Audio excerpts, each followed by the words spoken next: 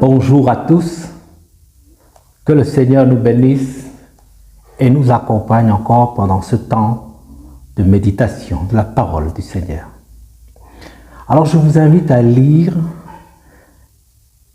le livre de Hébreux chapitre 10, 35 au verset 39.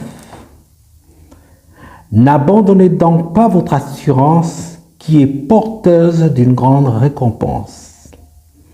Oui, vous avez besoin de persévérance pour accomplir la volonté de Dieu et obtenir ainsi ce qui vous est promis. Encore bien peu de temps, et celui qui doit venir viendra, et il ne tardera pas. Et le juste vivra par la foi. Mais s'il revient en arrière, je ne prends pas plaisir en lui. Quant à nous, nous ne faisons pas partie de ceux qui reviennent en arrière pour leur perte, mais de ceux qui ont la foi pour le salut de leur âme. Que le Seigneur bénisse sa parole. C'est une exhortation ici, un encouragement pour tout chrétien. Il est vrai que dans les épreuves, nous pouvons sortir vainqueurs, forts et grands. Et quand d'autres traversent ces épreuves dans la vie, nous sommes là aussi pour les encourager, les relever et également fortifier leur foi. Il nous est parlé ici de l'assurance. Il dit, n'abandonnez pas votre assurance.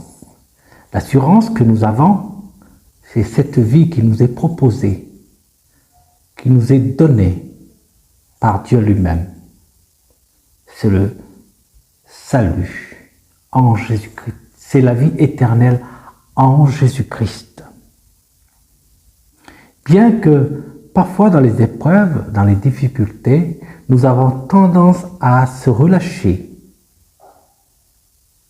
Ainsi, on parle ici de l'impatience. On n'est pas patient en tant qu'homme, mais la parole de Dieu nous exhorte plutôt à persévérer. Et cela au travers des épreuves, au travers des difficultés que nous pouvons connaître la patience. La patience, c'est quelque chose qui est donné par Dieu au travers des épreuves. Voilà.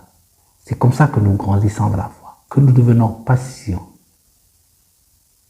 Même si le temps semble si long, mais sachez une chose, que celui qui doit venir viendra.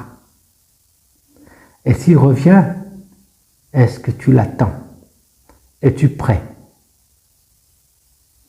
Et l'épître ici aux Hébreux nous parle ici de beaucoup de personnes qui se retirent pour se perdre. Et il exhorte aussi chacun de nous à dire que nous ne sommes pas de ceux qui se retirent pour se perdre, mais nous sommes plutôt de ceux qui gardent la foi pour le salut de leur âme. Et ça, c'est important. Donc, nous ne sommes pas de ceux qui se retirent. Plutôt, nous sommes de ceux qui restent fidèles pour le salut de notre âme. Tout le travail que nous avons vu, le temps que nous avons passé, les épreuves que nous avons traversées, les difficultés que nous avons endurées, je pense que tout cela nous permet de grandir, de persévérer encore davantage dans la foi. Mais c'est aussi pour nous dire ce matin que il y a devant une récompense. Comme tout athlète qui s'abstient de nourriture, qui dort très bonne heure la nuit pour vite se lever le matin, qui s'abstient de tout aliment qui n'est pas bon pour son corps, qui s'entraîne durement et difficilement pour arriver à être bon, meilleur et prêt pour courir. Voilà. C'est comme tout chrétien. Je pense que ce que nous avons vécu, enduré dans la vie, cela nous permet d'être forts. parce qu'il y a quelque chose qui nous est réservé devant. Ce n'est pas une couronne qui va se détruire, c'est une couronne incorruptible. Et cette couronne-là, c'est la vie éternelle en Jésus-Christ. Donc, soyez forts, soyez courageux. Et nous ne sommes pas de ceux qui se retirent pour se perdre, mais au contraire, nous sommes de ceux qui avancent, et de ceux qui ont la foi pour le salut de leur âme. Donc, c'est très important pour chacun de nous de se rappeler cela.